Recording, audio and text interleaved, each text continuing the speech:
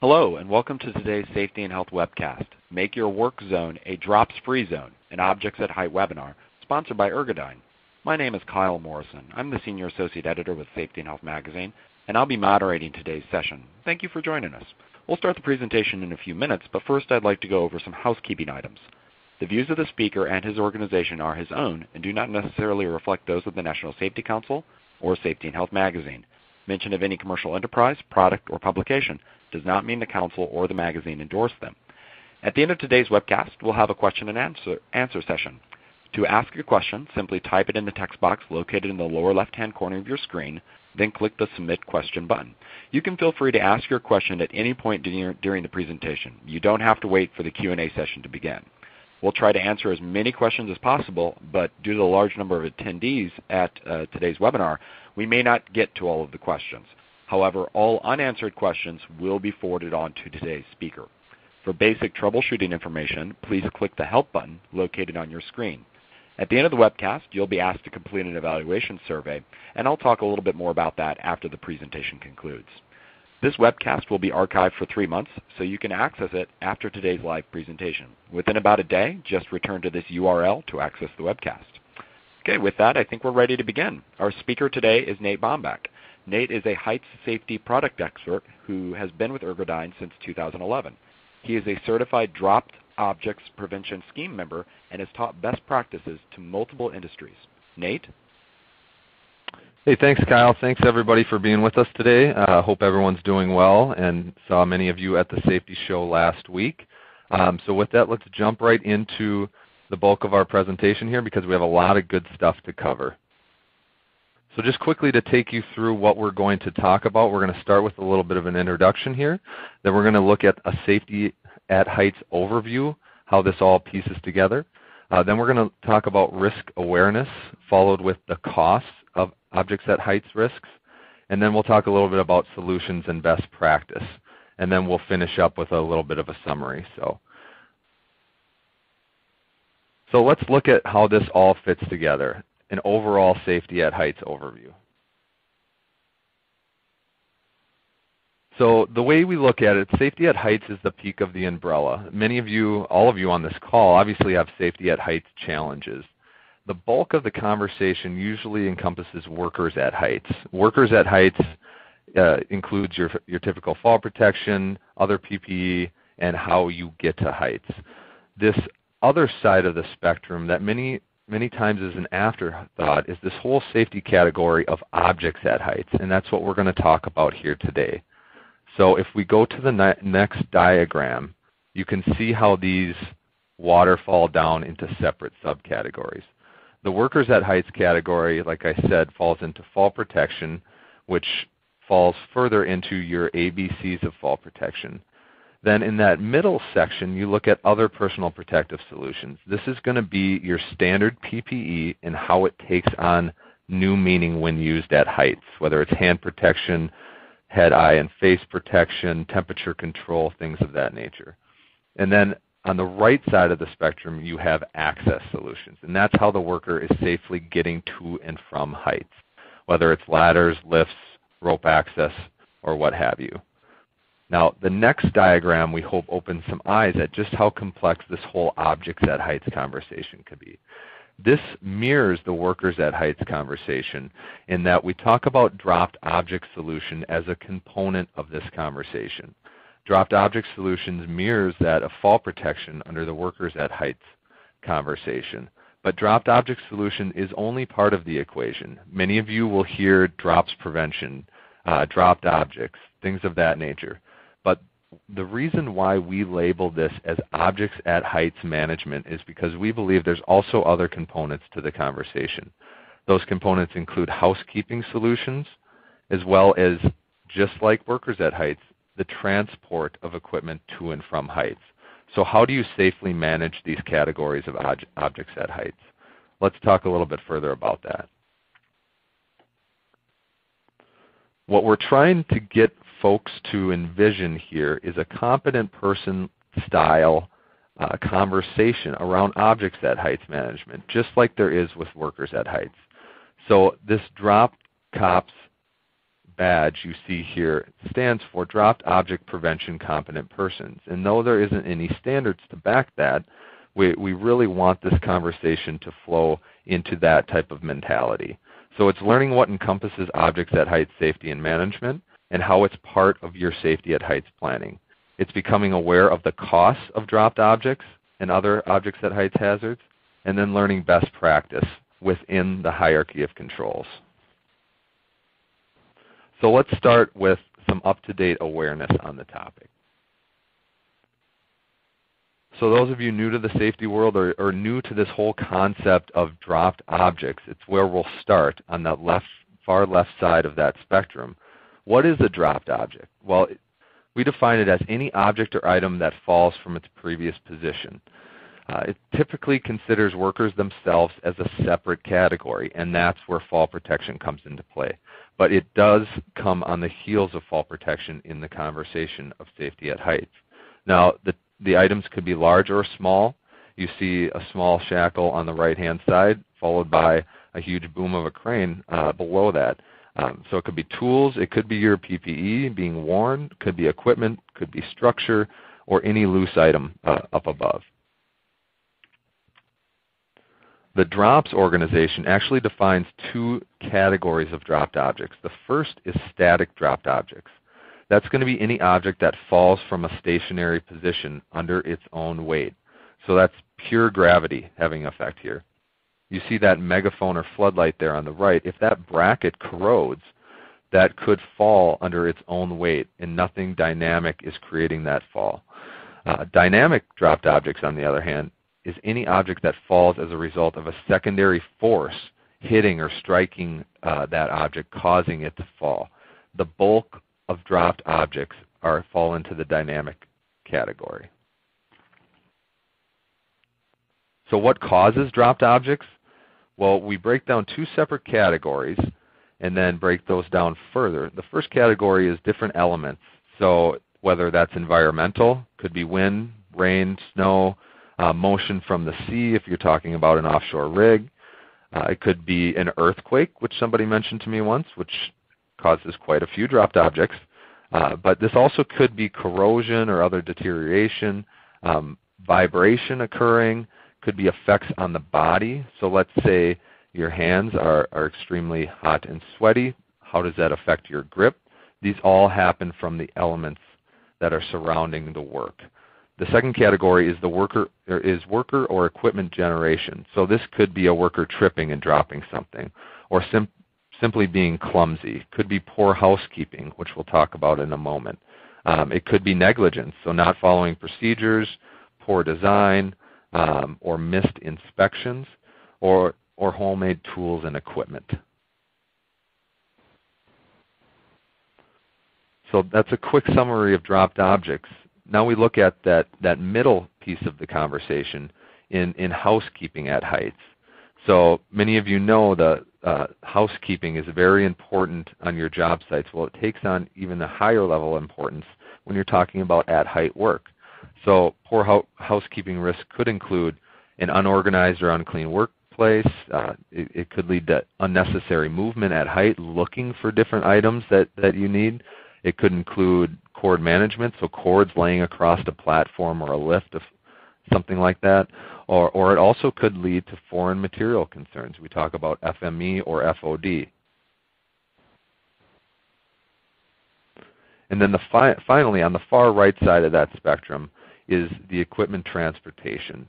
So different risks in taking equipment to and from heights could be not maintaining 3 points of contact, could be overloading a climber. So is there too much being put on that person who's going to height? That could exceed the fall protection capacity. It could put an extra physical toll on the body, depending on how high they're climbing or what kind of shape the worker's in. You could overflow containers, or you could use improperly rated containers. So these are some of the risks associated with these different items, and a lot of these are hitting home for many of you. So those risks lead to three different categories of costs. The first is injury or fatality, the second is damage, and the third is lost productivity. So talking about those in a little bit more detail, injury fatality could come in the dropped objects conversation from the obvious, struck by a falling object. This is where most people think of when asked who could be hurt or killed by a dropped object. Most people are going to say a worker, bystander, individual below that gets hit by it. But where I want you to think about is the effect of the person at heights as well. So this could lead to a fall from height. What's somebody's first reaction when they drop a tool? They reach and try to grab it quickly, right? That could lead to throwing that individual off balance and then eventually lead to a fall. Or if that worker is in fact doing their due diligence and, let's say, tethering that item, are they tethering an object that's too heavy and that's going to pull them down with it? We'll talk about that a little bit more later in the conversation. So that's dropped objects. There could be other injury fatality from poor housekeeping and transportation of equipment. That could include slips, trips, and falls, either on the same level or from height. It could lead to sprains and strains, for example, overloading a worker. Or it could lead to being struck by falling objects again. Let's say a wrench is left on a platform and somebody kicks it off. That could lead to a falling object. So what are the stats? Well, there's not real good, clean statistics out there in any region, but we'll cover 3 regions who are doing a little bit better job in keeping track of these statistics. So in the United States, in 2012, there were 509 fatalities in the struck by category. Okay, that could be any type of struck by equipment. All right, 241 of those fatalities were caused by a falling object. All right, you can see that's up from the previous year when it was 219. This represents just over 45% of all struck by fatalities and represents just over 5% of all workplace fatality, again, in the United States. To put a dollar figure to that amount, the NSC reports that an average cost per worker for a medically consulted injury is around $39,000. Okay? For a fatal accident, that rises to $1.42 million per fatality, and that's in direct cost. It's estimated that indirect costs could be up to 9 times that amount based on lost time and so on and so forth. If you do the math then, in 2012, 241 fatalities cost U.S. companies $342 million. That's a lot of money, but nothing compares to that worker not coming home to their family. So in the United Kingdom, the HSE does it a little bit differently. They look at the same kind of struck by category, and they look at incidents as a whole. So there were almost 7,500 incidents in this struck by category, resulting in 10 fatalities, over 2,000 non-fatal, what they determine as major injuries, and then over 5,000 over 7-day injuries. This struck by category represents 13% of all reported accidents. Now, this isn't just from falling objects, but falling objects is a good piece of it. Our friends in Australia actually do, in our eyes, the best job of reporting this. They look directly at fatalities from being struck by a falling object, and for good reason. In 2013, there were 24 fatalities from being struck by a falling object. This represents 13% of workplace fatality. In 2013, there were 24 fatalities in Australia from falls from height. So the struck by a falling object equals the number of fatalities from falls from height in Australia, which is pretty phenomenal if you think about it. So dropped objects can also cause damage. It could be, that damage could be to the dropped item itself. It could be to an object below. It could be to the structure being worked on. Those of you working on aircraft or on top of a nacelle in the wind energy community, we're talking about sensitive structures, a solar panel there in that photo.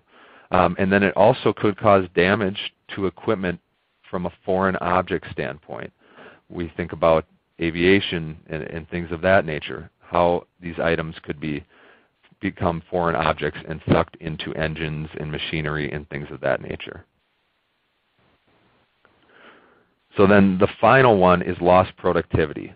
So lost productivity could result from work stoppage to investigate a near miss, could be from simply a worker climbing, let's say, a 250-foot tower, then dropping the spud wrench they need to complete the work, climbing all the way back down to retrieve that spud wrench if it isn't destroyed, and then climbing all the way back up to do that job. That's a lot of lost productivity and a lot of opportunity for other issues like a fall from height. So let's talk about who's at risk. I'm sure there's all sorts of individuals on this webinar from these different applications in different industries. Different at heights applications include utilities, telecommunications, construction, oil and gas, mining, the list goes on. However, what I want you to consider is on the next slide here is that we're not just talking about at heights applications. These hazards occur in applications that are on the ground or below ground, including nuclear from an FME standpoint, manufacturing, food processing, transportation, talking about underwater maintenance and repair, oil and gas, mining, and construction. So one takeaway here is that it's not just at heights applications that are at risk here. It's also those on the ground and those underground. So let's steer the conversation into best practice. I'm sure many of you, as we do, look at best practice in terms of the hierarchy of controls. Quick overview of the hierarchy for those who are unfamiliar. Your best case scenario is to eliminate the hazard from being there whatsoever, followed by substituting something, substituting the work. Because those two items are often not available to incorporate into your jobs, we're going to focus our discussion on the bottom three: engineering controls, administrative controls, and then, of course, the last resort, PPE. So let's start from the bottom up. What is termed personal protection equipment in the conversation of objects at heights? We define PPE in this conversation as secondary protection solutions. These items are going to protect or cover the worker or deflect the object if it's already fallen. So examples of this include, as you can see, hard hats, steel-toe boots, again, for workers at height or on the ground. And then we also group in netting and toe boards into this conversation because they're not preventing a fall from occurring. They're catching or deflecting an item if it does fall. Administrative controls. Administrative controls in this conversation include three different things. Could be procedures. That could be, should I hoist the equipment, or should my workers carry the equipment? Again, coming back to that whole conversation about transporting the equipment to and from heights. A procedure put in place, for instance, that says, my workers are not carrying anything up on their body when they go to height. Procedures could also include red areas or no-go zones. And it could also include safety incentives, so incentivizing workers to maintain a safety mentality on the job. Administrative controls also include simple awareness, and this could be accomplished through signage, hard hat stickers, barricading zones off with barricade tape. And then finally, it's what we're doing today. It's spreading the education and communication. So this is toolbox talks before the job, and training, training, and more training. And then let's talk about engineering controls. Categorized here, we define it as aiming to avoid the object from falling altogether. So simply keeping it from happening. So this is where we bring in tethering solutions and retention, topping containers, things of that nature. On the hierarchy, engineering controls are preferred. So I know we always get asked, so what do the regulators say? Well, looking at four, I should say, different regions and what regulators say. There are mentions in all the standards, well, most standards, about falling objects. The definition and the detail in these mentions are lacking in our eyes. OSHA mentions it in a few different places. They talk about in these particular sections. Paraphrasing a little bit here, they talk about protection from falling objects. In the scaffolding section, falling object protection. You see kind of a theme there. And then in the final section there, securing loose items aloft. So OSHA, the first two, they're talking about protection. The only time they mention actual prevention is in the final section there when they're talking about securing loose items. In Canada, they talk specifically mostly about protecting your head in terms of hard hats. They have a very good hard hat standard, but they actually mention in an article written that hard hats are the only piece of equipment that can protect you against these risks, talking about falling objects. That's simply not true. There are many other solutions out there made by a variety of manufacturers that can help protect you against those risks. In the UK, the HSE work at height regulation has some more detail on falling objects and danger areas. You can see those different websites in the bottom right-hand corner. Feel free to jot those down or follow up with us to get more information on these particular standards. Again, our friends in Australia actually have a good amount of detail in their Safe Work Australia pamphlet that talks about, the first is the Workplace Health and Safety Act. They actually, in specific parts of that, talk about management of risk of falling objects and minimizing those risks. They don't necessarily talk about solutions, but they talk about the employer obligation to manage these risks. And they actually have a nice, if you look up in your search engine online, Falling Objects Fact Sheet Australia, that actually has some really good guidance for falling objects management and how to kind of create your program. And a summary of all these standards is that reference to objects at heights management is everywhere. However, most of them talk about protection from dropped objects or managing the risk of dropped objects. They don't talk specifically about prevention solutions. Again, hard hats, toe boards, steel toes, they do not prevent drops from occurring. They just protect against it and minimize the damage if they do occur. Because of the lack of regulation and standards, specific regulation and standards, I should say, an organization has been created based out of Aberdeen, a really great organization called the Dropped Objects Prevention Scheme. Ergodine's a member of this organization, as is, I'm sure, a number of you on the call today.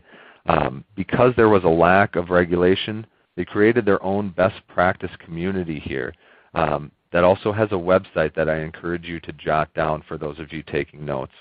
There's over 130 members.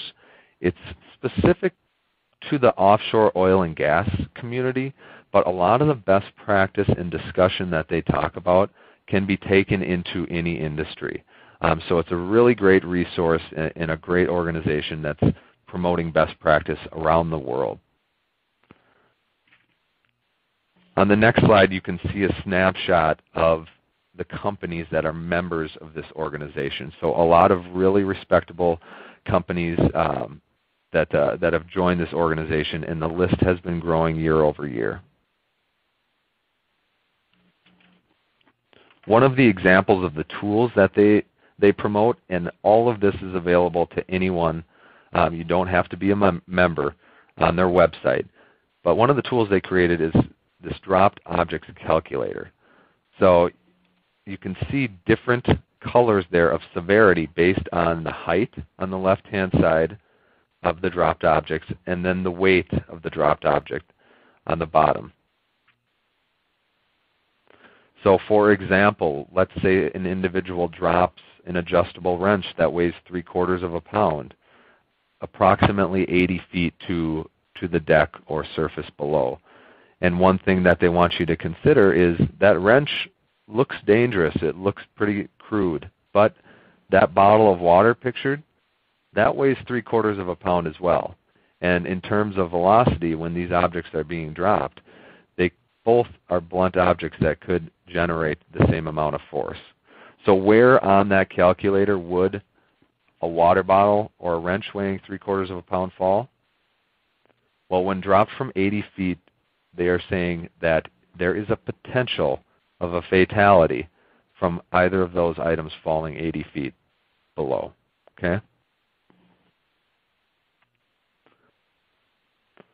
So let's look at some examples of different solutions. We've kind of categorized the different solutions within the hierarchy of controls.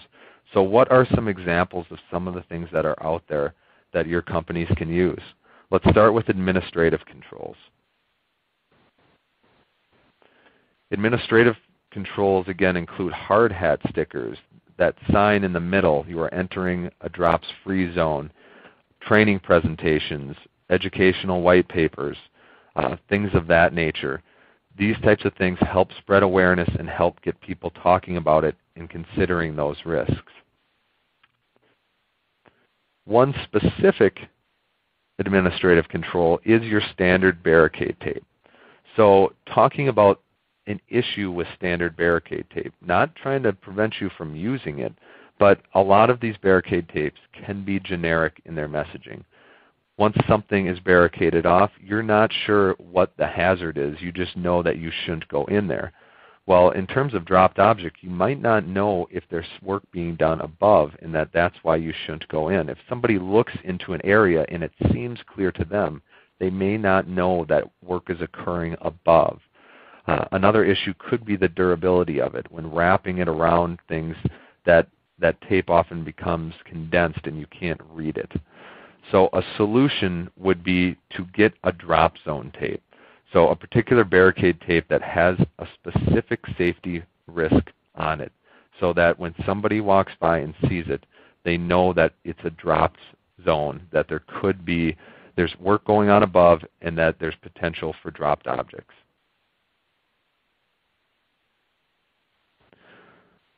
Looking at different engineering controls.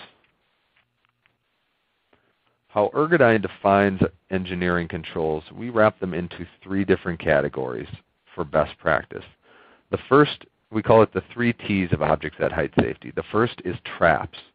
So that is creating connection points on equipment and tools that don't have them built into the anatomy. The second is tethering. So that's connecting that tool to an anchor point to prevent a fall from occurring. And then the third is topping. So that's retention, covering buckets, bags, things of that nature, so loose items don't become dropped objects.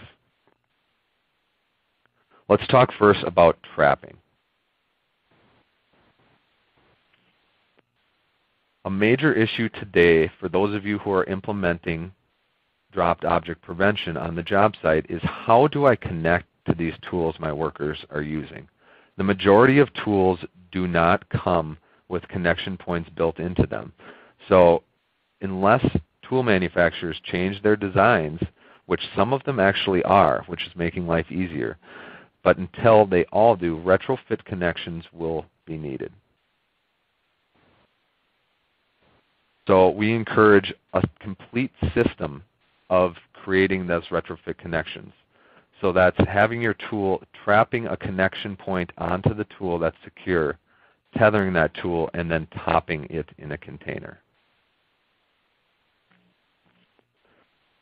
One of the topics that we're beginning to teach is this concept of tool anatomy. So again, getting back to creating connection points on your tools. We're encouraging folks to get to know the equipment they're using and the tools they're using a little bit better.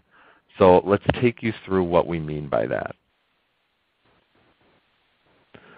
Tool anatomy is knowing the type of tool that's being used, knowing the tool's weight in the diameter, and then starting to document and inventory this information.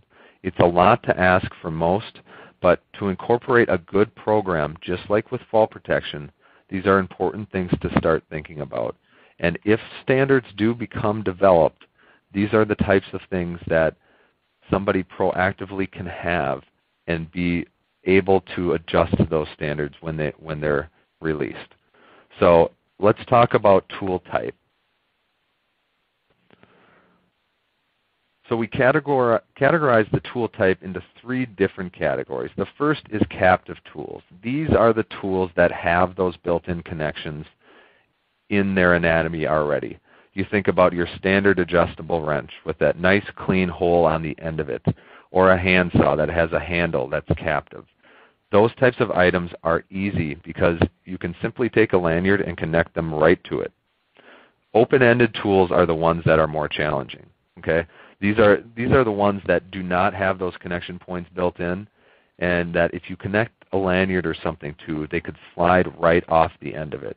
So an example would be just about any hammer you see on the job site, most anyway. Hand tools, wrenches, screwdrivers, things of that. The majority of tools are going to fall into this open-ended category. A third category is what we call wasted tools. Okay? Insert joke wherever you want there, but wasted tools in our minds either have a thinner neck or waist on them that are in between 2 thicker ends. So in the example of that drill, the drill has the head on it and then the base that has the battery connected to it. A connector or a lanyard can be connected to that handle in between and not slide off either end. So that's a third category. Think also about your standard combination wrench. And then again, after you know your tool type, we're encouraging folks to know the weight of tools. Now, why is this important? You think about fall protection. Most workers know how much they weigh, so they can match the weight of their body, even though they might fudge it out loud by 10 pounds. Most of them can match their weight to the capacity of that fall protection. You think about tethering a tool. When a worker picks up a tool, chances are they're not going to know the weight of that item and just guess and attach it to that tool. So it's important for people, those of you who have folks that manage tool cribs, that maybe start documenting the weight of those tools. That way you can match it to capacity for these items. And then measuring the thickness of the tool is important when knowing what type of retrofit connection to choose. So once you have all that information, you can document it and create an inventory list. For those of you who are interested, there's a URL there. That's just a link to a little inventory sheet. So a template for you to use if you'd like to start inventorying tools. It's something you can print off or download. It's not something that you upload to Ergodyne. We don't have control of it. It's just something that you can print off and take inventory of if you want to start this type of a program. The result is a whole group of tools now for at-heights work that you can safely tether to. Then that brings us to our second T, tether. Different issues with choosing the right tool lanyard. There's a lot of companies out there that are starting to sell tool lanyards and provide things like that. Problem is there's no standards no ANSI standards to manufacture this equipment to. So there's a few factors to consider when choosing the right tool lanyard. The first, again, to our point earlier, the weight of the item being tethered. The second is how does the connector on the tool lanyard work with the tool? So security-wise, do you want a self-locking carabiner? Do you want a swiveling carabiner? Things like that. And then the third is the clearance, reach, or snag hazard. So how long should that lanyard be, or should you have an extendable option? Okay, talking a little bit further about that. So lanyards can range from 1 pound to some manufacturers make them up to 30, 50, 80 pounds. An important thing to consider is safety factors, which we'll talk about in a moment.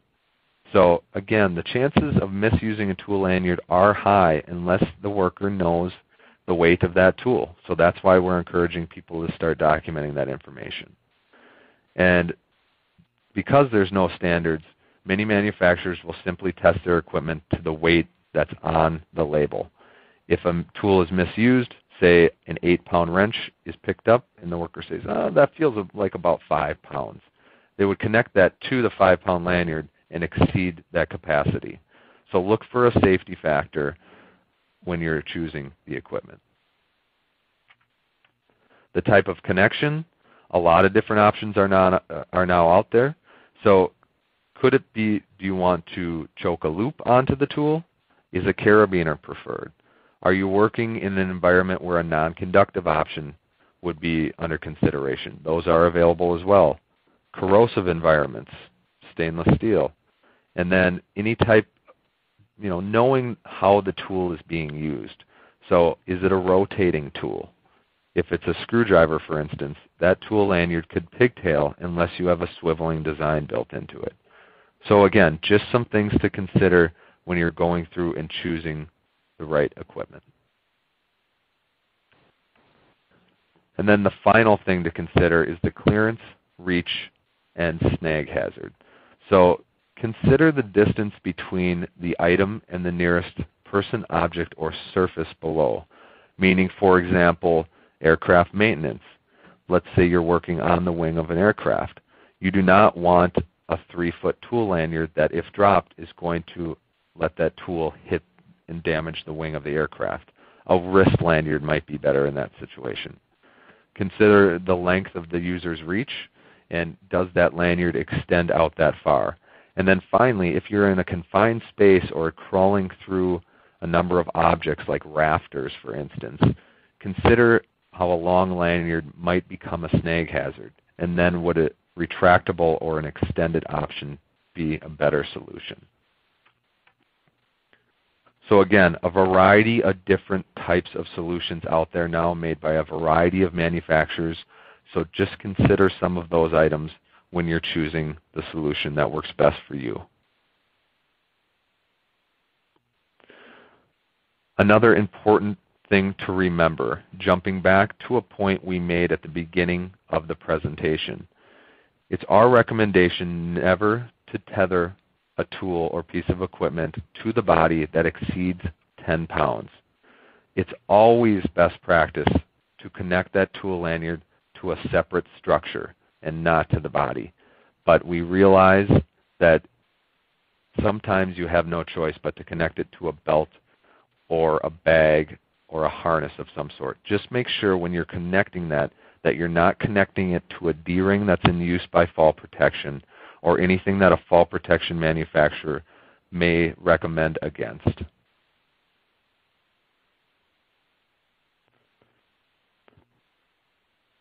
Going further into the tethered conversation, you think about hand tools and things like that when it comes to tethering.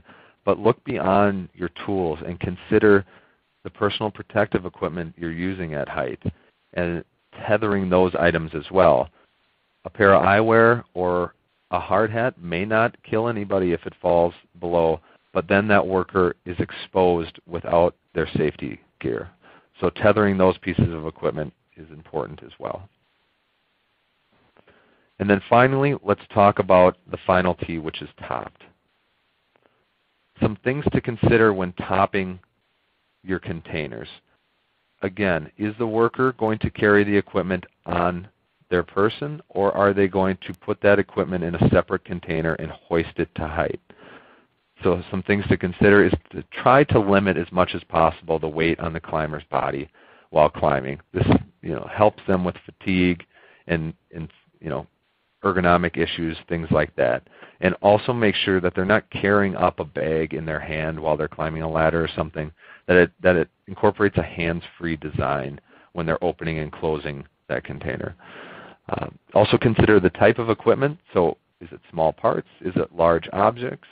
Should the container should secure a load with a top on it. So if stuff is pouring outside of the container, you're not going to be able to secure it. And then, of course, a theme throughout this whole best practice thing is knowing the weight of the equipment and comparing that to the capacity of the container. And then finally, of course, what type of material works best in your application. Variety of different options are out there for carrying. Some examples of topped pouches, things that do not let items fall out. If you're hoisting, different weight-rated options, whether it's hoist buckets, some of them now are incorporating connection points into them, or a standard tool bag or backpack. A lot of these are out there. Not all of them are weight-rated. So make sure you look for that capacity. And finally, just to reiterate, a theme throughout this whole best practice section is just one more T, and that's testing and tagging the equipment. So just like with all the solutions you're using, especially fall protection, all solutions should be tested and tagged with their capacity. We recommend that those solutions are third-party certified and tested with a safety factor. Again, why a safety factor? Individuals know their weight. They're likely guessing their equipment's weight. And there's a high potential because of that for misuse. And then look for solutions that have a tag with their capacity on it. And finally, before we summarize things, there's just one final consideration in your fight against dropped objects and other objects at heights risk. And that's your primary prevention to dropped objects. Your grip. So thinking about your hand protection, choosing a glove that gives you ample dexterity and grip is important. Consider the elements. Is it hot out? Is it cold out? Is it wet out? What am I climbing? Consider the materials being worked on. Is your industry working with grease, oil, or other substances? And then consider what other risks there are for hand protection on the job. Dorsal impact, vibration, things of that nature.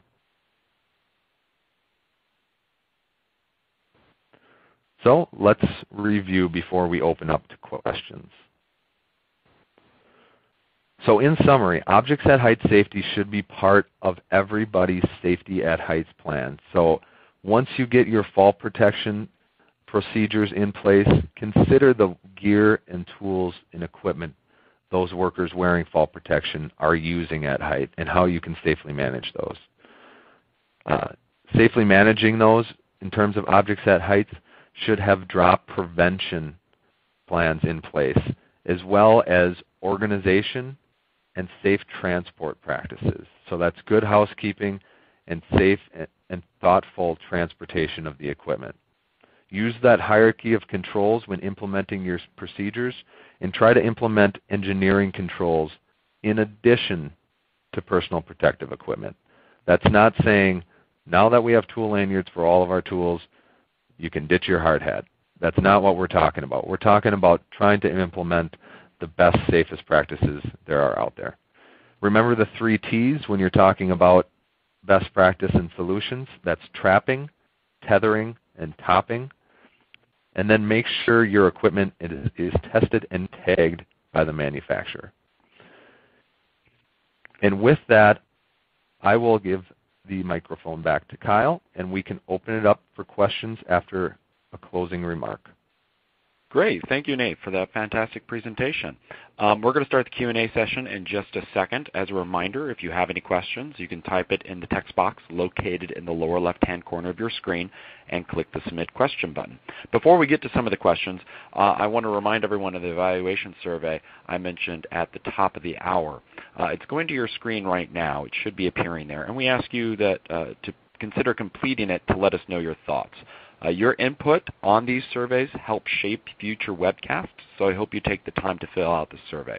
If you don't see the survey on your screen, please make sure your pop-up blocker is turned off. All right, let's get to some questions here, Nate. What does it mean for lanyard to be weight rated? So think of, again, we always go back to fall protection on this one, but when we talk about weight rating on a lanyard, many lanyards will have a label on it with a certain capacity. Okay, so when we talk about from a safety standpoint, truly weight rating a product is taking that product and in a lanyard, from a tool lanyard standpoint, drop testing that lanyard so that with a safety factor built into it.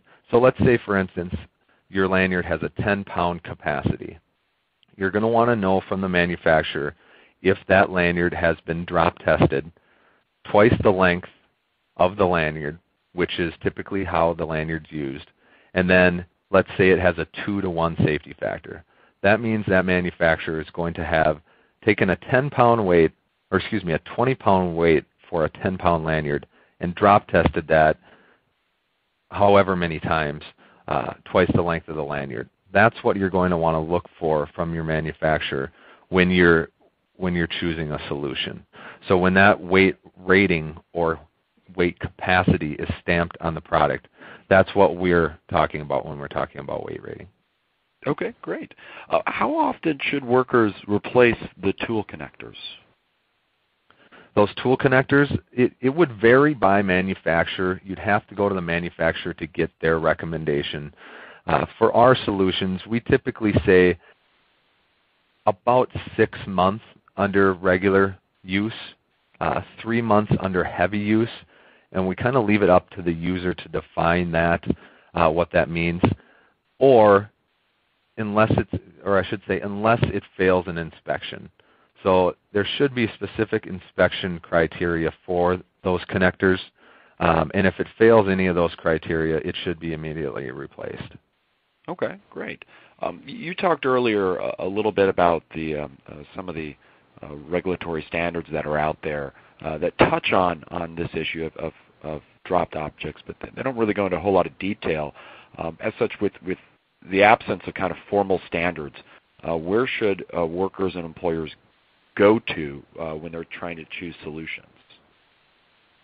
When they're trying to choose solutions, the best place to go right now is a manufacturer you trust. We encourage you to ask your OSHA representative or regulatory representative if the conversation's been started on their end. They might have some recommendations and that, but they have a large job to take care of and a lot of different safety topics that they're covering. We're getting more and more feedback that this is starting to become a larger conversation within those regulatory bodies because, as you can see, people are still dying from this, unfortunately. But for detailed information on what solutions to choose, that might be outside your local representative's expertise for the moment. So we encourage you, and this is not a plug, unfortunately, to go to your manufacturer of the equipment and just ask them to help educate you on it. Okay, great. You stated earlier that tool lanyards, we're going to go back to tool lanyards for a second, that a tool lanyard was an engineering control, but yet personal fall arrest systems are considered PPE. So how are tool lanyards different than a personal fall arrest system? So again, two separate conversations. Typically when you're talking about, when you're talking about who can get hurt from these risks, in fall protection, the individual themselves falling is at the highest risk. Okay, so fall arrest systems are not going to prevent a fall from occurring. They're just going to arrest that fall after it does occur. In the conversation on dropped objects, the most obvious person that's going to get hurt in the event of a dropped object is an individual below. So in terms of tool lanyards and retention and tops and things of that, that's actually preventing that object from hitting the person below. So it does, maybe it falls 2 feet, but it's not falling to a lower level where it's going to impact, no pun intended, impact that individual below. Whereas a fall arrest system, if the individual does fall, it is impacting that individual regardless. Okay. All right. That makes sense. You talked a little bit about hard hats. What can workers on the ground do to protect themselves from dropped objects other than just wearing a hard hat? Hard hat number one, I would encourage, if it's at high risk, to create a barricade in a zone that does not allow individuals to go underneath that zone, or I should say in that zone where the work is occurring above. That's not always possible. So just knowing that work is going on above is of the utmost importance, so you can be aware of it. Many people will say, we'll put a procedure in place that if you hear something from above, like look out below or something like that, not to look up at what's coming down, but to brace themselves for a drop occurring and try to be as small as possible. So those are a couple of things, but again, the best practice is to really prevent that object from falling at the point of the work above. Right. Does some of this have to deal with come back to communication and making sure that folks on the ground know what's going on, that it's being communicated to them? Different work sites, they can have various contractors doing separate types of jobs. So is it just making sure that everyone is on the same page then? Absolutely. That's a fantastic point. Communication is part of an administrative control. That is, and all the subs that could be working on a job need to communicate with one another so they know what's happening and what's going on. And I think a lot of companies are doing a much better job at that, but it is always going to be a challenge. In terms of regulation, is there anyone who's kind of leading the charge on dropped object prevention? I would say the DROPS organization. They're specific to a particular industry. However, the oil and gas community has seen fatalities for a long, long time, unfortunately, in this particular risk category. So the DROPS organization really right now is kind of the outline for what would be a standard, at least from the end user standpoint. On the manufacturing end, it's on us as manufacturers to gather and talk about best practice and get on the same page and then approach an organization. So, but if you're looking for the best overall outline of what might be a standard right now, dropsonline.org is a wonderful resource. Okay, great. We have a question kind of going back to when you went over the kind of the costs and the impact of dropped objects and the number of fatalities and the percentage of fatalities. I believe you said in Australia fatal falls equaled fatal injuries from dropped objects.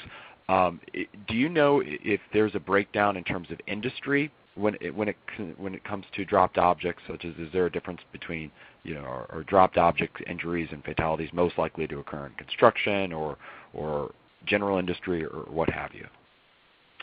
I don't, Kyle, and it's not broken down to that level. Quite honestly, at least what the statistics that are available to the public, they haven't broken it down by industry. So I can't answer that right now, but we'll definitely, we're on top of the standards. So if there is a breakdown by industry, by specific subcategory of fatality, we'll definitely know. But the Bureau of Labor Statistics and the NSC, they're phenomenal resources for that information. If you want to dig into those stats that we presented earlier, or you can always contact us and we can help see if we can dig a little bit deeper into that. But suffice to say, I believe you mentioned it that dropped objects, it's not limited, that risk is, or that hazard is not limited to just one industry, but it can occur in a variety of industries, not just construction, correct? Right. Absolutely. All those industries that we mentioned earlier in the presentation, and then the severity too. It's important to consider this is not just a just a hazard for at heights work. There's a lot of issues and injuries that could occur from on the ground work or underground work as well. So it's not broken out by that. It all is kind of grouped into this struck by category right now, which in some regions break it further out into subcategories of moving, flying, falling objects. Okay, great. You mentioned, again, going back to kind of the standards that are out there, those standards that you mentioned for OSHA, those were construction standards, correct? So there aren't any standards that mention falling objects in general industry, under general industry regulations, correct? Not that I'm aware of. Okay. And are you aware of OSHA using... I'm sorry? No, I was just going to say, if it is, it's really not talking about the solutions necessarily, but just on the overall management and on the employer to make sure they're managing those risks. Yeah. Are you aware of OSHA using the general duty clause in the general industry at all when it comes to drop object hazards? I am not, no, but any of the attendees on here, we'd like to hear that and share these stories, but I have not heard of any particular instances where OSHA has used the general duty clause in this conversation. Okay. We have another hard hat related question. Do you know what works better to protect against inadvertent dropped objects, a hard hat or a bump cap? And maybe if you could explain what a bump cap is real quick. Sure. The answer is 100% a hard hat. A bump cap is designed to help reduce injury from self-inflicted head trauma.